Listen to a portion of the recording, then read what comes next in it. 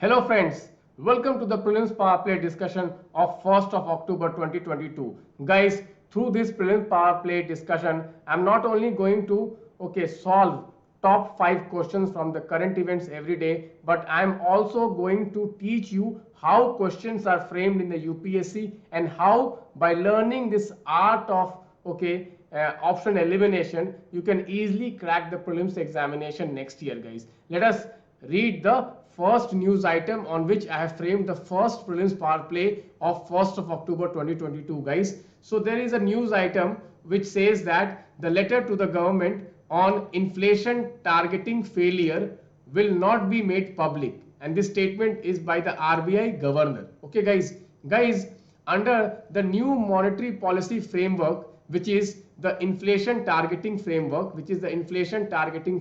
okay, RBI has been given a band. RBI has been given a band of 4% plus minus 2, okay, plus minus 2%, and RBI has to keep the inflation, okay, between this band, okay, between this rate, okay, 4 plus minus 2.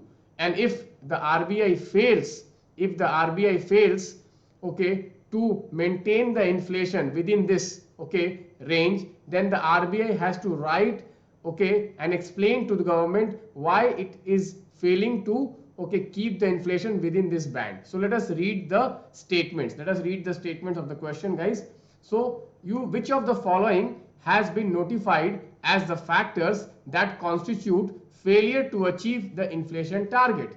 The first statement is the average inflation is more than the upper tolerance level of the inflation target for more than 2 consecutive quarters. Okay, so guys, what is the upper tolerance level? 4 plus 2%, 4 plus 2% of the CPI, 4 plus 2% of CPI, this means 6%. So if the average inflation, okay, is more than 6% for 2 consecutive quarter, then the RBI is asked to, okay, explain to the government. So this statement is incorrect. Why? Because it is not 2 consecutive quarter, rather than it is 3 consecutive quarters. It is 3 consecutive quarters. The second statement says that if the average inflation is less than the lower tolerance limit for 2 consecutive quarter, again the RBI has to explain to the government. Again, this statement is incorrect because it is not 2, it is 3 consecutive quarters, guys. Okay, so both the statements are incorrect, guys. Here I will like to share with you an option elimination trick. Generally, if you observe the previous 10 years question of the UPSC prelims examination, you will observe a trend that whenever, okay, the UPSC is putting some facts, okay, in the option, generally those facts are incorrect. So here 2 consecutive quarters is an incorrect statement. So okay, you can solve this question with option elimination also. However, this is a conceptual question, and you should know what is this monetary policy framework which was adopted in the year 2015 by amending the RBI Act. Guys, before the new policy framework, which is the inflation targeting, RBI used to have various targets, but now RBI has only one target, which is inflation. And this inflation is anchored to CPI. And the government has given target, okay, to the RBI to control this inflation within the band of 4 plus minus 2%. Okay, 4 plus minus 2%. So the answer is none of this. Okay, guys, both statements are incorrect because according to the new monetary policy framework, okay, when the RBI fails to maintain the inflation within this tolerance limit for 3 consecutive quarters, then the RBI should report to the government and explain to the government why it has failed and what it is doing to control the inflation. Guys, so first question is clear. Let us read the second news item on which I have framed the second question. The second news item is that RBI monetary policy highlight repo rate has been hiked by 50 basis point in the recent monetary policy.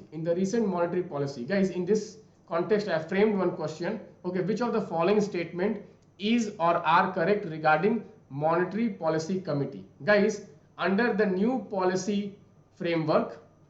monetary policy framework, okay, the responsibility of inflation targeting and the responsibility of RBI policy has been given to the Monetary Policy Committee.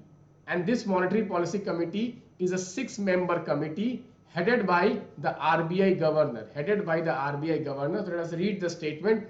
It decides the RBI benchmark interest rates. Yes, this is correct. It is a 12-member body. This is incorrect.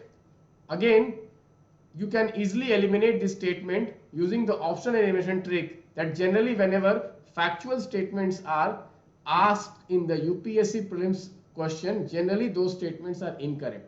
Next statement, let us read. It is under the chairmanship of Union Finance Minister. No, it is not under the Union Finance Minister. It is under the RBI governor. It is the RBI governor. So this statement is also incorrect. So the answer is option A, 1 only. The answer is option A, 1 only. Okay, guys. So MPC is very important. MPC is very important. MPC composition you should know. Okay, it is headed by the RBI governor. There are few officers from the RBI and there are few officers which are experts which are appointed by the government. Okay, and basically the RBI chairman, RBI governor is the chairman of this committee. Okay, RBI governor is the chairman of this committee. Okay, so this is very important topic. This is very important topic. Let us move now. Let us move now. Okay, one more point you should know is that the MPC determines the the rate using a voting. Okay, using a voting, and the governor has a casting vote, and the governor has a casting vote. This is very important. Okay, so this is very important. So there is, the decision is not taken through a consensus, rather than decision is taken through a voting. Okay, this also question can be framed on this. Okay, let us read the second question, guys. Ukraine war. Okay, Vladimir Putin announces annexation of 4 Ukrainian regions by Russia. So recently Russia has declared that it has annexed 4 Ukrainian regions, which is Donetsk, Luhansk, Kherson and Zaporizhia. Okay, so in this context I frame a map based question. Luhansk, Donetsk, Kherson and Zaporizhia recently in news are what? So they are basically places in Ukraine which is annexed by Russia. So the answer is answer B. Okay, very easy question. This is a very easy question, map based question. Generally UPSC has a habit of asking questions from the regions which are in news. So I have framed a question on regions which are in news. Let's move to the next question, guys. Let us move to the next question. The next question I have framed on the news item, that recently there was a meeting of the governing body of International Treaty on Plant Genetic Resources for Food and Agriculture. So in this context I have framed a question. Let us read the question, guys. The term digital sequence information, DSI, recently in news is related to which of the following, guys? So digital sequence information is related to genetic data and information. Genetic data and information, you can see here the decision on crucial issues like access and benefit sharing, which is ABS, and digital sequence information, which is DSI, has been deferred by the International Treaty on Plant Genetics and Resources for Food and Agriculture. So the answer is C, genetic information and data. Let us move to the last question, guys. Let us move to the last question. The last question is on the 5G. Guys, we all know that recently Prime Minister has launched 5G services in India. So this is a revolutionary technology which is going to revolutionize our day-to-day life and is also going to boost the economy. In this context, I have framed a question on 5G. Let us read the question, guys. With reference to the 5G technology in India, consider the following statements. So the first statement says that the 5G technology operates at 3-band spectrum, low, mid and high spectrum. This is correct statement. The second statement says that the 5G technology based signals will be able to penetrate even to the basements of the building due to low band spectrum support. This is also correct. The third statement says that the 5G technology can have a maximum speed up to 100 Mbps. Guys, this is incorrect because it has a speed to go up to 20 gigabyte, okay, per second. So it is incorrect. And the latency of the 5G mobile technology is reduced to 1 millisecond. So this is also incorrect. So third statement is incorrect. So answer is B, 1 and 2 only. So answer is B, 1 and 2 only, guys. Guys, you can see here, this also is a very factual statement. Generally UPSC, okay, does not ask factual statement. So you can easily eliminate statement 3. You can easily eliminate statement 3 and you will get the, okay, you can get the answer 1 and 2 only, guys.